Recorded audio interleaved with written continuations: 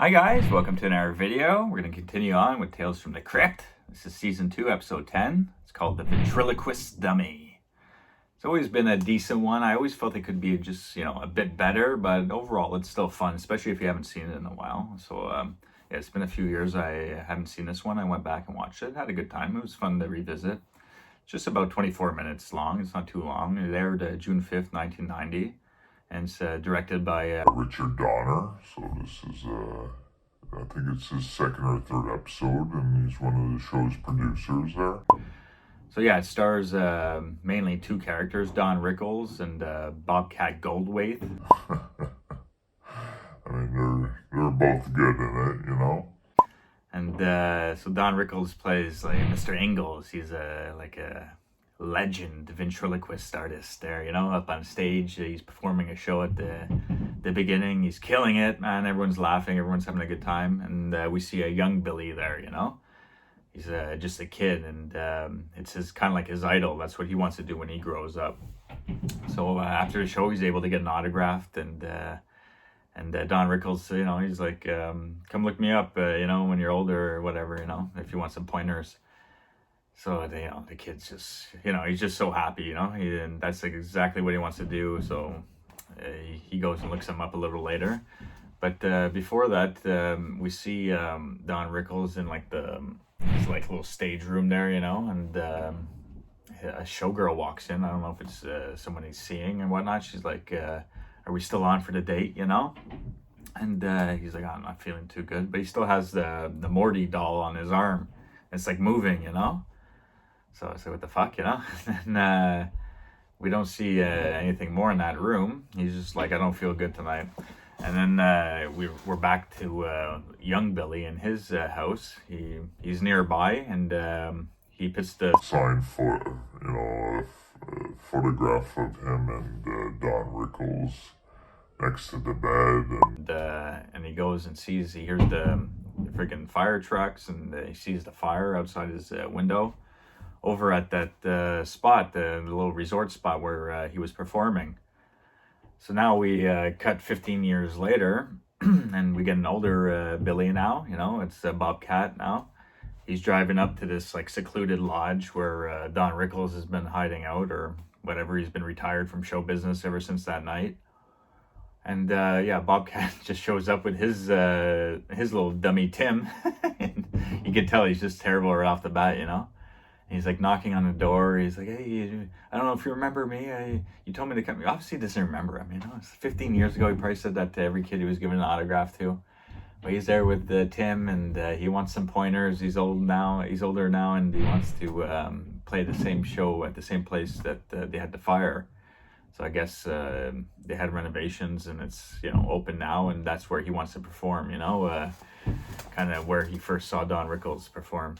So he goes and sees Rickles in his cabin. He lets him in, but he's miserable, and there's all these newspaper clippings all over the walls. It's just like a mess. And of course, there's one newspaper clipping just loose on the, on a couch or on a table or whatnot that Bobcat reads, and it says that fire that night at that place, and the showgirl was dead, and everything.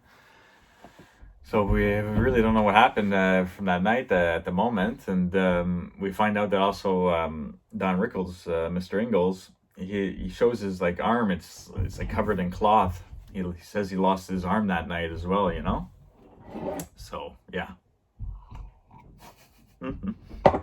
What a crazy episode. I mean, there's some weird stuff, especially near the end, but I mean, it's a fun one. It's not too bad. I mean, I give it a 6 on 10, it's decent. It's decent. And then, so we, Billy's like, please just come see me at my show, it would mean the world to me. And, when he's walking out, Rickles is like, oh, I'll think about it, kid, So, later that night, he's performing at the same spot, and he's nervous and everything. Fuck, he's so terrible. It's unbelievable. He's sweating. He can barely even finish a sentence.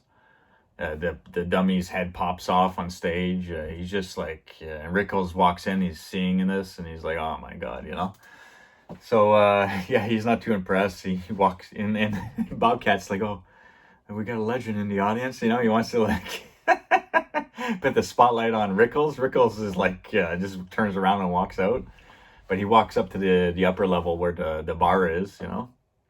He has a drink, and Bobcat after, he goes and sees him up there. He's like, I was terrible, I know, you know. He's like, Rickles is like, man, you don't have no material, you know, you weren't prepared. Yeah, you should probably look for another line of work, you know. Poor Bobcat. But just before Bobcat goes up and talks to him, he's waiting at the bar, you know, with his arm wrapped up, you know, and he has his one good arm. And some like escort or another showgirl comes up to Rickles and says, you know, buy me a drink, you know. He's like, leave me alone, you know. She's like, all right, you know. She goes, sits at the end of the bar. And then he starts talking to Bobcat. He walks away, you know, he's feeling sorry for himself, blah, blah, blah. And then, so Rickles goes and, you know, sees the girl at the end of the bar, and he's like, can I buy you a drink, you know? And then it's a bit weird, you know? Billy's like walking off. He's, you know... I guess wants not quit or whatever, but he hears something off in the distance. And it's that girl at the bar who was in the car. She's dead. And Bobcat, you know, there's a couple other people that, you know, see the car too. So I guess someone was, you know, killing her and wanted... Because they smell gas as well. So someone killed her and was about to, you know, burn the car and, you know, whatever, get rid of the body, burn the evidence, you know. But a couple guys, you know, stopped it, and the person ran off, and Bobcat comes in, you know, and he's like, what the fuck, you know, that's the girl from the bar, and it smells like gas. So I know it's a bit, you know, they maybe could have added a few minutes here, you know, in between, you know. It feels like a bit rushed, this scene, but whatever, it's just a 24-minute episode. So he rushes over to Rickles' little cabin, you know, and he figures he tried to, you know, well, he killed her, and he tried to burn the body, just like he did 15 years ago with the other, you know, showgirl. But when he barges into the cabin, Don Rickles is there with like he's about to inject a needle into his arm there, his bad arm. But yeah, it's morphine, Rickles tells him, you know. But yeah, he stops him from injecting the morphine. And he unveils his arm, though, you know. He needs to keep injecting morphine because he has a twin brother attached to his hand. I mean, these parts are a bit goofy off the wall, man. But I mean, it's pretty fun, you know. So he unveils it, you know. He's got his like twin brother stuck on his, you know, stub of his arm, and he's like, he was playing the dummy's voice and everything. That's why he was such a legend, you know. Like his mouth, you know, didn't need to move or anything. He had his twin brother, you know, doing all the with the dummy mask, you know. And yeah, so he was injecting morphine into that arm because that calms him down and it stops him from wanting to kill and go whatever crazy ass shit. So when he unveils the arm and everything, Bobcat's on the ground. He's like freaking out, and yeah, Don Rickles grabs like a meat cleaver. He's about to fucking kill him. He's going, you know, he's going after him and everything, and yeah, it's pretty cool, these parts. But Morty's like, you know, I'm the talent, you know. He's like, this guy be nowhere, you know. He's like mouthing off you know. And Rickles is like, had enough of this, you know. He fucking starts fucking cutting his twin brother off from his arm. It's fucking gross. Like, it's, you know, a bit bloody around here. And him and Don Rickles, Bobcat and Don Rickles are like fucking sitting up against the couch, and the hand is like alive still, though, you know. So I mean, these scenes are a bit goofy, but it's like talking to them, you know, and everything, and he just comes running over at Don Rickles and bites a fucking chunk of his neck out. It's so goofy. So Don Rickles is out of the picture, and it's just Bobcat and that loose hand around the cabin. So he grabs a fucking baseball bat. He's chasing it around the house.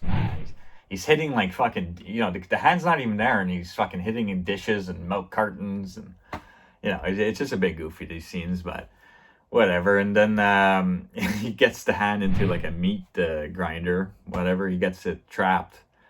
The hand, it kind of looks cute, though, you know. I feel sorry. It has like a little baby face, you know, the deformed hand. He's like, oh, you're killing me, you know, stop. So they come to some type of agreement where he's gonna help him become the next, like, you know, all-star ventriloquist. So he's gonna perform under the dummy, just like he did for Don Rickles, you know, all those years. So they come to that in agreement. So he's performing again at the same place, and he's killing it. You know, they're doing great. He looks like he looks like they're hitting it off, doing well.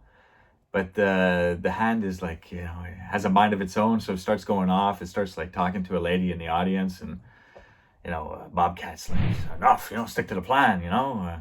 And the hand is like, I'm renegotiating the plan and all this shit.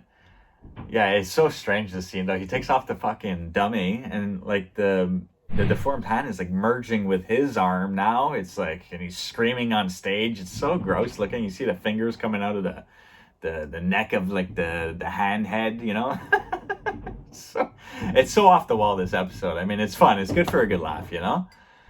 So yeah, it kind of ends there where like him and the new hand are like fucking stuck together, fused, you know. So his plan kind of backfired, you know. Should have probably just killed that hand when he had the chance.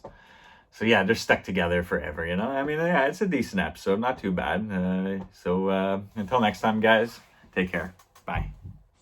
You gonna get it, bitch.